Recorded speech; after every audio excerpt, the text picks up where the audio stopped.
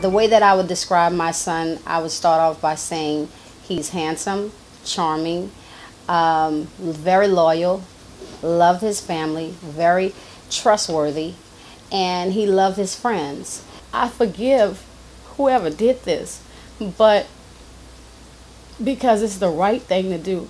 When Jeren became paralyzed 5 years ago, once again, a senseless act of violence, my child was an innocent bystander, minding his own business, flirting with the young ladies, and my child took a bullet that was intended for someone else. No arrests were ever made in that case.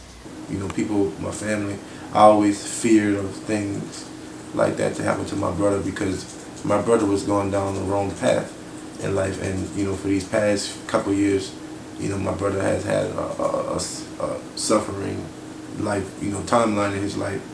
You know, a couple of years ago, he was incarcerated for nothing. He was incarcerated for like 8 months, almost to a year. And I'll never forget that day when he came home. Assaulted. Yeah, he was assaulted. You know, he got jumped in jail because of an incident that happened with him and a guy. And apparently he, you know, beat the guy up, however you want to say it. Defending himself from touching something that belongs to him.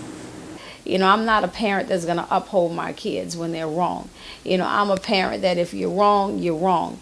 You know, but I refuse, if it takes the last breath in my body, to allow my child's legacy to, you know, memory to just be, you know, where he's, you know, classified and labeled, you know, as a bad person, because that is not who he was. My child was not a gangbanger. You know, and I used to get so angry because I carried this hurt inside. And I would get angry at Jeren because I felt like I tried so hard to protect you, you know, and I never accepted Jeren's paralysis.